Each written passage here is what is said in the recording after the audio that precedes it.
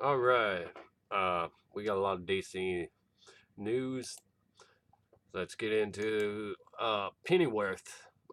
First, I'd like to say like, subscribe, comment, hit that notification bell. Uh, Other than that, let's move on. Pennyworth. So Pennyworth is not going to be a spinoff of Gotham. It's, I suppose, the best way to compare it to is Peggy Carter's show. Though it's only going to have 10 episodes, and it's going to be based off a young Alfred Pennyworth. It's going to be a rated R, though, unlike Peggy's show. And from the sounds of it, the tone of the series will be extremely dark as we see Alfred work alongside Thomas Wayne to form a security company in London, England. It's 20 something years before Gotham. It's a very different world. This is the DC version of 1960s London. As far as big bads go, don't expect to see anyone for Batman's World Gallery. He did add that archetype villains and classic villains of British literature, they'll be available to us. He then went on to say that he hopes to deliver an unhinged rated R series. And apparently, test audience have been providing mainly positive feedback. Um, some of them didn't know that they were viewing something related to comic books and stuff. Some of them knew that you can enjoy the show without being a fan of comics, pretty much. Uh, and the show probably won't have anything really Easter egg related into it to other comic book properties, to any DC characters or anything other than Alfred and Thomas Wayne himself. Um, that's pretty much the sounds of it. It just sounds like it's going to be very similar to the Peggy Carter series, but and it's going to air in June, so that's much sooner than I expected. It's going to be a 10 episode season. Mm, could be interesting. It's only 10 episodes, so it's worth checking out, definitely. As Other than that, there's news on the Batwoman series that, let's see, Rachel Skarstensen, I don't know how the hell to pronounce that, has been cast as a villainous lead opposite of Ruby Rose in Batwoman's CW groundbreaking drama pilot from Greg Berlanti. Berlanti Productions and Warner Brothers Television. See, written by Caroline Dries and directed by David Nutter. See, the first, let's see, talks about gay character and blah, blah, blah. Yeah, we know all that. Scarson will play Alice. If Batwoman had a Joker, it would be Alice. The leader of her Lewis Carroll inspired Wonderland gang. Okay, so swinging unpredictably between manacle and charming, Alice has made it her mission to undermine Gotham's sense of security. This marks reason to DC WB for Scarson. One of her major roles was a lead Diana Lance on the 2002 Birds of Prey series. Uh, yeah, I remember that series. Yeah, that did not last long, but it did have some interesting things about it, and also had some hugely negative things about it. Uh, Still, it's worth the watch. Uh, that's news on, you know, Pennyworth and Batwoman.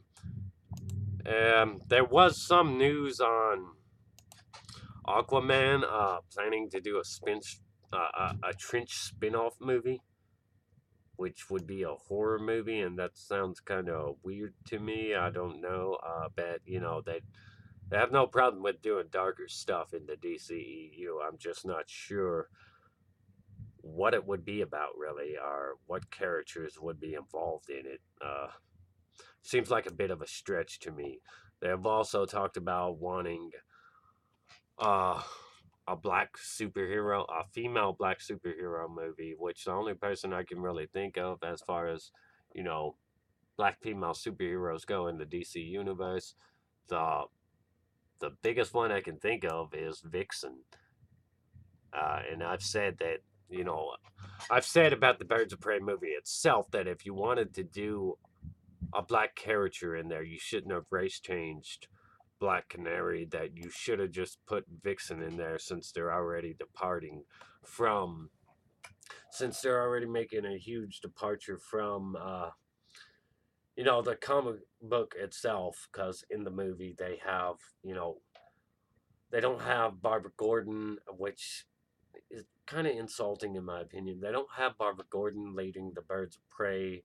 Instead, they have Batwoman, and this was a big deal for Barbara Gordon because she got shot, and that's one of the biggest comic books ever in DC history, is that she got shot by the Joker, and she couldn't do what she used to do. She couldn't be Batwoman anymore, and so she figured out a different way to fight justice, and she did it from, a command center, which she commanded Huntress and Black Canary, and they're just the movie's just changing everything all up, and it does not. It looks like a very low budget movie, probably artsy and just kind of like indie look to it, which is weird. But they let Margaret Robbie do whatever she wants with it, so whatever. I mean, I'm not that interested in it anyway because the race changing of Black Canary, the not having Barbara Gordon in it,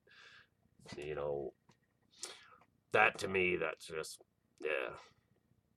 I'll watch it and I'll review it, but other than that, like I said, they were talking about wanting to do a black female superhero movie, I guess, to compete with Marvel. Well, the problem for me is that you should never start your creative process with something like, well, I'm gonna do this based off race. There's, that I don't know how I feel about. Maybe, well, maybe it just depends, I guess. But I really think they should do Vixen if they want a female character. Now, if they want just a black superhero movie, there's tons of characters they could run with.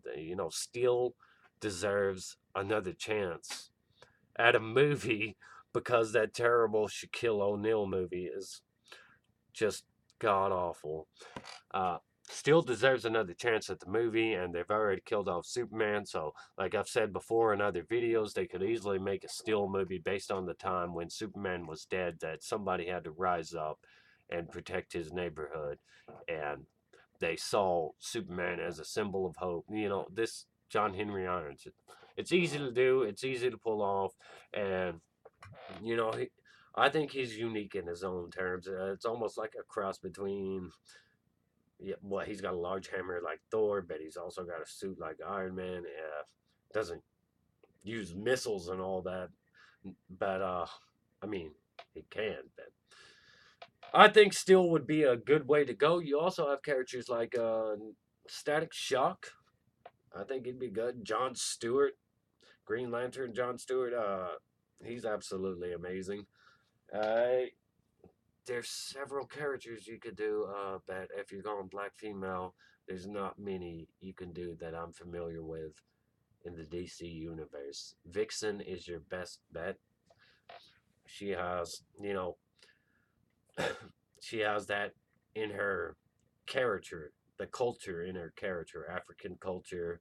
Uh, it's not a stretch to try to do her. I think it'd be a great idea to actually do her because her power set is pretty unique, and visually, I think it'd be outstanding. Other than that, that's pretty much all that's going on the DC front of things. There have been Doom Patrol footage recently.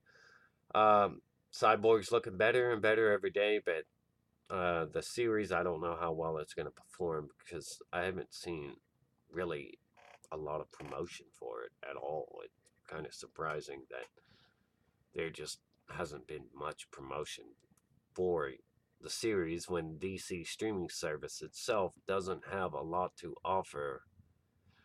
They really should be promoting these things a lot better, a lot harder. Um, but hopefully, it looks great. All the characters look great. I was a little concerned about the cyborg looking, kind of small and weak in terms of physicality. Like I wanted a more buffed up Cyborg, but I'm gonna give it a shot. I'm gonna watch it. I'm gonna review every episode. I'll make it through at least the first season, and maybe it'll get, maybe it'll be good from the start. Maybe it'll get better. I'll have a final decision by the end of the season. And that's pretty much it. All I've got to say on all this DC news. There was confirmation that there's going to be a Superman and Black Adam cameo in Shazam itself, in the Shazam movie. Apparently, it's not going to be. It's going to be body doubles and stand-ins in place of the Rock and Henry Cavill.